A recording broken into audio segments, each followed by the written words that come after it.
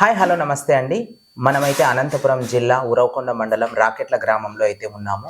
రైతు ఆదర్శంగా నిలవడమే కాకోకుండా ఊరి కోసం తన అభివృద్ధి అంటే ఊరు అభివృద్ధి వస్తుంది అని చెప్పేసి తన ఉన్న భూమిలో కొద్దిగా భూమిని అయితే ఒక టవర్కి అయితే కేటాయించడం జరిగింది. సో దానికి గాను ఆయనకి ఒక పరిహారం అనే డబ్బు కూడా వచ్చిందనమాట. సో ఆయన మాటల్లోనే తెలుసుకుందాం ఇది. సార్ మీ పేరు సార్? శివరామయ్య. శివరామయ్య. సార్ మీకు మొత్తం ఎన్ని ఎకరాలు సార్ పొలము? అది ఉండదు. మొత్తం మీ మీ అక్కడ టవర్ వచ్చిన ప్రాంతంలో 6 ఎకరాలు. 6 ఎకరాలు. 6 ఎకరాల్లో గాను మీకు టవర్ పడింది అని మేము విన్నాము. సో అది ఎంత స్థలం పోయిండొచ్చు టవర్ కి?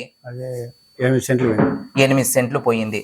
సో సార్ అది మీరు టవర్ అయితే వేశారు అక్కడ. దానికి పరిహారంగా వచ్చినటువంటి డబ్బుని మీరు ఏ విధంగా వాడుకున్నారు? అంటే పిల్లల స్కూల్ ఫీజులకు వాడినారా, కాలేజీలకు, లేకుంటే పెళ్ళిళ్ళకు, లేకుంటే ఏమిటికి ఉపయోగించారు అనేది? పెళ్లికి ఉపయోగించారు.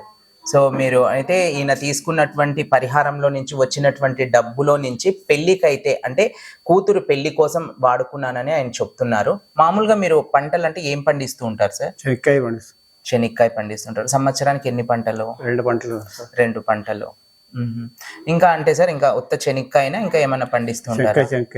అంటే మీకు అంటే వర్షం మీద ఆధారపడే పంటలా లేకుంటే కాలువ నీళ్ళు? అవి ఎక్కడ ఏ కాలువ నుంచి వస్తాయి సార్?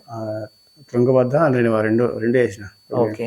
సో మీకు అవి వచ్చినటువంటి డబ్బు మీకు పెళ్లి అంటే కూతురు పెళ్లికి ఉపయోగపడింది అంటే మీరు ఎలా ఫీల్ అవుతున్నారు?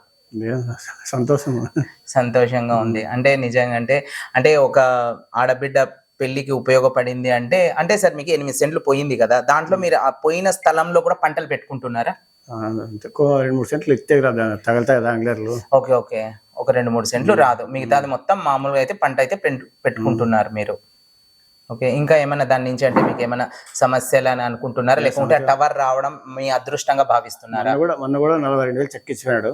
చక్కగా ఇంట్లో ఉంది. Okay okay. సో మీకు విడతల వారీగా ఎంత మొత్తం ఎంత వచ్చి ఉంటుంది? ఫస్ట్ శనక్కాయ పోయింటే తొక్కింటే 42,000 ఇచ్చింది. ఓకే. మళ్ళా 2,36,000 ఇచ్చినారు. ఇప్పుడు 42,000 ఇచ్చినారు. ఓకే. ఇంకా 80,000 వస్తుంది అంటున్నాడు. అంటే మీకు ఇట్లా దానికి పరిహారం కింద ఇచ్చిండేదే కాకుండా మీకు పంట కూడా ఇట్లా తొక్కారు అని చెప్పేసి దానికి కూడా ఒక 40,000 మీకు వాళ్ళ ఇచ్చారనమాట. ఓకే. ఇప్పుడు వైరిగితే ఇస్తా ఉంటారు డబ్బులు. వైరిగితే మళ్ళీ మొత్తం మీకు ఎంత వచ్చిండొచ్చు దాని మీద? అంతా ఒక 4 దాకా వచ్చిందా? 4 లక్షల దాకా?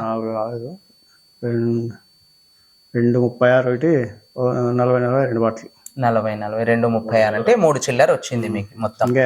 ఇంకా 80 వస్తుంది అంటున్నారు. అంటే దగ్గర 80 కలుపుకుంటే 4 లక్షల దాకా వస్తుంది.